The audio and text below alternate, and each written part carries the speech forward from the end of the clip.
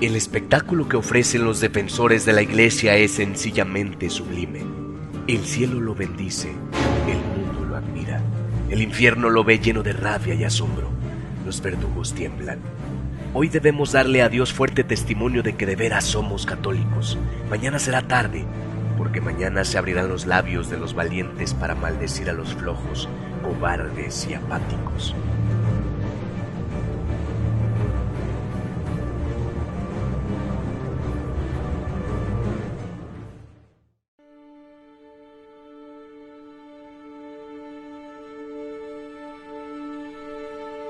En el pueblo de Quechutenango, en el estado de Guerrero, el 31 de octubre de 1912, en medio de una terrible inundación, la familia Carmona se dispone a subir al Tapanco como último recurso para protegerse de la impetuosa corriente de agua, que ya ha arrastrado varias casas a su paso. Él nació en un pueblo muy humilde en el estado de Guerrero, en Quechutenango, un pueblo muy humilde. Nació pues en medio de una tempestad. Se inundó el pueblo, incluso las aguas casi rebasaban los techos, la familia tuvo que subirse al techo incluso para sobrevivir, habiendo apenas nacido pues el niño, el bebé, ¿sí? Y fue por eso que le pusieron Moisés. Aquellos eran días de la llamada Revolución Mexicana, y eran constantes los atropellos que cometían los caudillos revolucionarios, que don Nicolás Carmona lo sufrió en carne propia, por el hecho de administrar una hacienda. Debido a ello, en abril de 1914, falleció aquel hombre, dejando a su esposa a cargo de 2 niñas y 2 niños, entre ellos Moisés, un pequeño de apenas 1 año y 6 meses. Pues realmente pues ayudaba pues mucho en casa, ayudaba a su madre, porque eran muy pobres. Debido muy seguramente a las precarias condiciones en las que quedó doña María Rivera, tuvo el apoyo de su cuñada, hermana del difunto, la señora Natividad Carmona, quien era maestra rural. Se hizo cargo del pequeño Moisés, a quien la amó como si fuera su verdadera madre. Él estudió en el seminario de Chilapa, también pues en el estado de Guerrero. A los 17 años de edad, el joven Moisés estuvo a punto de entrar a la Escuela Normal de Ayotzinapa debido a la insistencia de su tía Natividad. Sin embargo, ignoraba las tendencias marxistas de dicha institución. Ella solo buscaba hacerlo un hombre de bien, pero sin saber por qué, a Moisés no le gustaba la idea de ingresar a dicho instituto, y a pesar de su negativa, la voluntad de su tía Nati se impuso finalmente. Sin embargo, algo ocurrió de forma providencial. Intervino el padre Rosalío Ojeda, quien era párroco de Hueycatenango y a quien había ayudado Moisés a acolitar las misas. El padre Rosalío le propuso a Moisés entrar a estudiar al seminario. Monseñor Carmona, al paso de los años, se mostró agradecido con aquel hombre de Dios, ya que por un lado lo libró de caer de las garras del marxismo y por otro lado le reconoce que gracias a Dios y gracias al padre Rosalío es que llegó a ser sacerdote. Lo acompañé especialmente en los viajes que hacía él al norte de la República. Eran jornadas muy largas de confesiones, horas y horas confesando hasta medianoche, ¿verdad? Y por la mañana temprano la Santa Misa, confirmaciones. Eran jornadas realmente muy agobiantes para una persona pues, que ya era mayor. Los fieles quienes conocieron a Monseñor Moisés Carmona se refieren a él como un hombre de una sola pieza, personaje íntegro, elocuente, de gran capacidad y talento, exigente para consigo mismo y para con los demás. Tenía gran valor, don de mando y sobre todo una gran firmeza en la fe. Su sello distintivo fue su temperamento fuerte, que contrarrestaba con su gran sencillez, modestia, alegría interior y caridad. Desde joven, Monseñor Moisés Carmona demostró tener una gran vocación y celo apostólico, a tal grado que no le importaban las vicisitudes que tenía que afrontar. Y en eso, pues ya salieron 5 tipos armados, cubiertos con... Sí, con algo, con rifles armas largas y y que nos bajáramos del coche, y ellos buscaban a Monseñor Carmona porque llegaron preguntando quién es Moisés Carmona. Entonces ya nos bajamos y ya pues dijimos quién era, ¿no? O no recuerdo si él contestó que él era. Ah, sí. Una bella persona.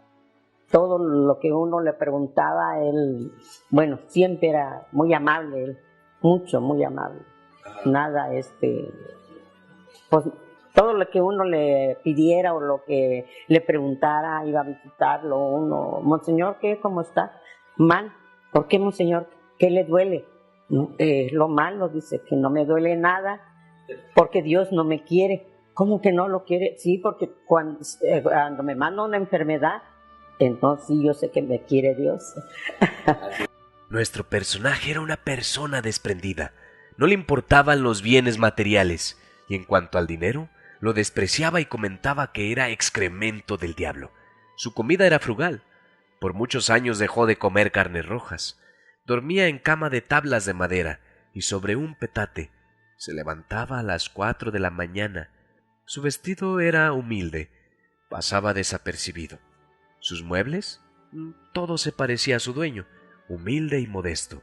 Monseñor Carmona siempre quiso ser pobre, a pesar de muchas sugerencias que le hacían, en algunas comodidades legítimas y propias de su dignidad sacerdotal y episcopal. Él destacó siempre, desde sus años de seminario y maestro de seminario y como sacerdote, pues en la oratoria sagrada. Desde luego que para la oratoria sagrada pues se requiere también tener pues buena cultura, escritura, así que a él se le dio este don, esta facilidad, pero su poesía no es como la poesía, digamos, de los muy sentimentales o digamos, tampoco los muy místicos. Su poesía es más de polémica, más de apología, ¿verdad? Tenía un tono incluso irónico, ¿verdad? Pero muy convencedor. De esa manera él convenció a mucha gente a través de estos versos, ¿verdad? Que era una forma sencilla pues de enseñar pues a la gente del pueblo. El dinero que recibía lo usaba para ayudar a los fieles más necesitados, en gastos de útiles, colegiaturas, uniformes. A muchos jóvenes los ayudó para que pudieran continuar con sus estudios, buscándoles becas en prestigiadas universidades y escuelas. Crió y educó a varias niñas, cuyos padres eran de escasos recursos. Pues me acuerdo que luego empezó a llevar a invitar a mis hijas al catecismo y luego lo que venían, luego los quería que desayunaran. El padre Moisés Carmona fue fiel a la Iglesia Católica, primero combatiendo al protestantismo en diversos sitios en el estado de Guerrero. Luego, después del Concilio Vaticano II, cumplió su juramento antimodernista que hizo en 1939 cuando se ordenó como sacerdote, defendiendo el dogma católico contra los ataques modernistas, así hasta su muerte.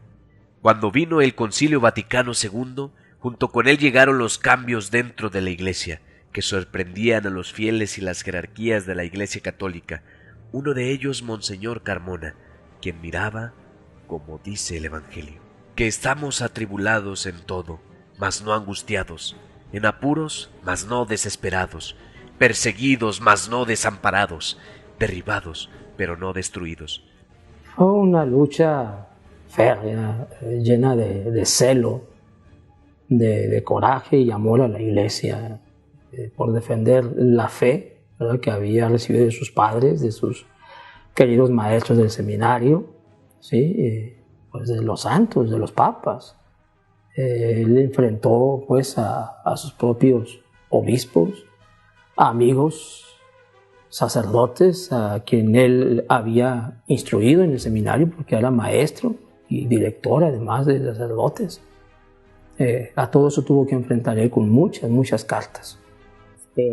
se hizo el cambio de la iglesia, la destrucción, porque eso no fue cambio, la destrucción de la iglesia, pues se fue mucha gente, mucho lo amenazaba el Bello y todo eso, ¿no? Y también que le iban a quitar la iglesia. Dice, pero ¿por qué me la van a quitar? El templo no lo construyeron ustedes. Son de mis feligreses, no son de ustedes. ¿Qué más le puedo decir? Que seguimos nosotros dentro de lo que es y seguirá siendo lo verdadero. Hubo muchas anécdotas, a mí me tocó de joven, ahora sí, cuando querían sacar el cáliz, que le querían quitar todo eso a Monseñor. Nos tocó, cerramos la iglesia, nos tocó estar todo el día ahí. La gente contraria iba armada, nosotros no estábamos armados y pues éramos jóvenes y éramos señores ya grandes y así. Entonces cerraron las puertas de este lado y de este lado nosotros nada más teníamos palos. Pero ya salió Monseñor y dijo, no van ustedes no agredan a nadie, sino ni agredidos porque fuéramos. Pero sí cerramos porque dijeron que le iban a quitar el cáliz. Pues. Fue una muerte pues muy lamentable, trágica, y después de una jornada larga de mucha caridad y de mucho fruto. Sí, él había estado semanas incluso fuera. Visitó primeramente Estados Unidos, donde consagró a Monseñor Vivarunas. Esto fue en septiembre, 24 de septiembre de 1991.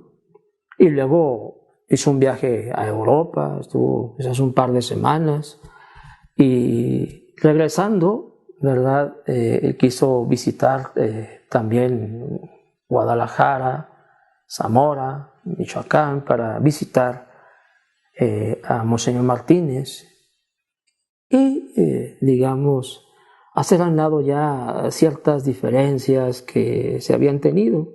Al regreso de este viaje, y habiendo hecho totalmente las paces con mucha armonía y calidad con Monseñor Martínez, fue cuando ocurrió el accidente en carretera, ya pues bastante cansado él y los sacerdotes que lo acompañaban, y fue eso, el padre que manejaba pues se quedó dormido y pues vino aquel desenlace, ¿verdad? Se salió de la carretera, se subió a la banqueta arriba, y ahí donde Monseñor, como él nunca le echaba seguro a la puerta de donde venía, se salió,